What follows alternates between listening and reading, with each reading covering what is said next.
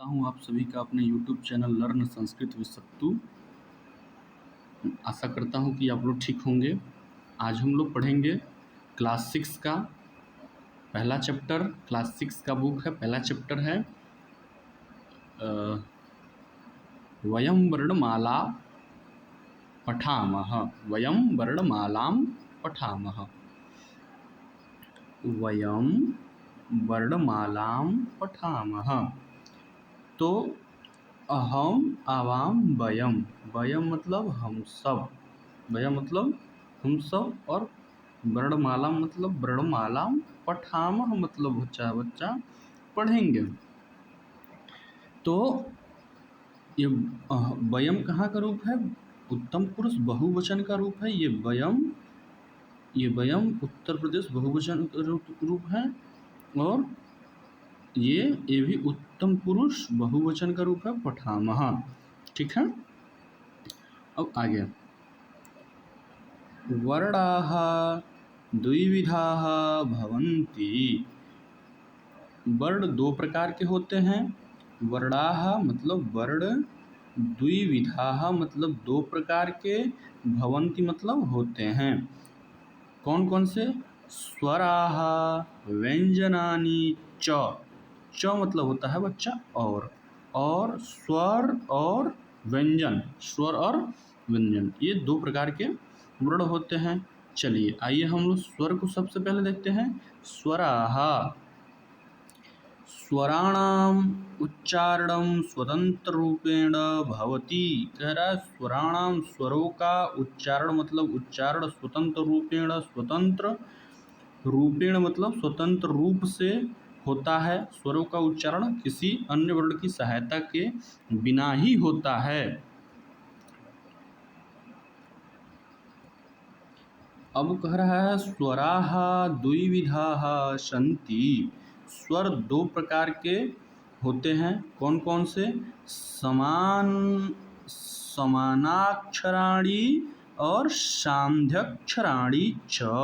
कह रहा है कि स्वर दो प्रकार के होते हैं, समान अक्षर और सांध्यक्षर। सांध्यक्षर मतलब बच्चा संयुक्त वर्ण।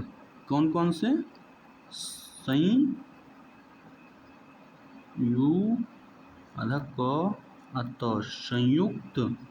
संयुक्त वर्ण मतलब जुड़ा हुआ, मिला हुआ संयुक्त वर्ण। ठीक है। समान अक्षराणि। अब देखिए यहाँ पे हम लोग को पढ़ना है समान अक्षराणि कौन कौन से हैं?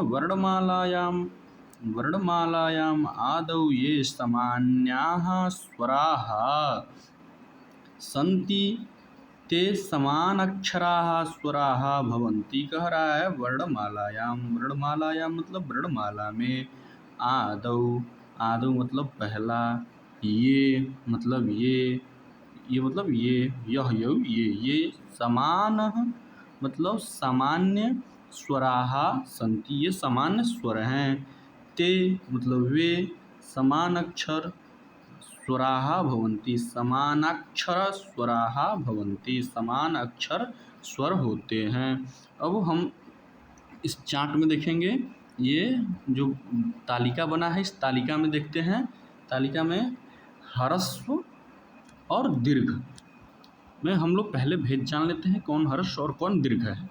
जो ये अ है ये क्या है? ह्रस्व है, और ये जिसके पीछे डंडा लगा होता है वो दीर्घ है। ह्रस्व मतलब छोटा, और ह्रस्व मतलब छोटा और दीर्घ मतलब बड़ा। अ क्या है? छोटा है, और आ क्या है? बड़ा है। ई क्या है? छोटा ई, और ये क्या है? बड़ा ई। ये छोटा ऊ, ये बड़ा ऊ, ये छोटा री, ये बड़ा री। अब बड़ा री में कैसे हम अंतर करें कि बड़ा री कैसे? तो बड़ा री छोटे री के जैसे ही बनता है, लेकिन इसमें इसके नीचे थोड़ा सा हम आते हैं तो ऐसे होता है। ये बड़ा री होता है और छोटा री सामान्य तरीके से होता है, ये छोटा री होता है। ठीक है। और ये री, जो री है ये ह्रस्व है, इसका दीर्घाभावात होता है, ये इसका दीर्घ नहीं होता। ठीक है बच्चा, इसका दीर्घ नहीं होता है। अब कह रहा है सांध्यक्षराणि। सांध्यक्षराणि कौन कौन से हैं इसको हम लोग देखते हैं। पहला है संध्यक्षराणि, कह रहा है द्वयोः निश्चितस्वरयोः संधिद्वारा ये नवीनाः स्वराः वर्णाः जायन्ते ते सांध्यक्षरस्वराः भवन्ति। कह रहा है द्वयोः मतलब दो, निश्चित मतलब निश्चित, स्वरयोः स्वरों का संधि द्वारा, ये मतलब वे नवीन स्वर्ण वर्ण जायन्ते, नवीन नया स्वर वर्ण हो जायते मतलब होते हैं, वे संधि अक्षर होते हैं। अब इसको हम लोग देखते हैं, यहाँ पे लिखा है ए, ऐ, ओ और अ। इसी बात को समझाने के लिए नीचे लिखा हुआ है, आइए हम इसको देखते हैं।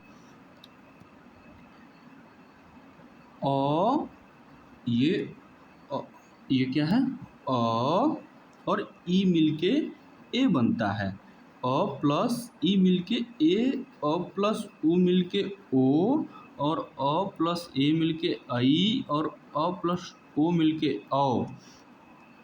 इन सब ऐसे ही वर्णों का, ऐसे ही स्वरों का संयुक्त जो स्वर हैं, इसका निर्माण ऐसे ही होता है। बिना अ के अ से मिलाए हुए इन वर्णों का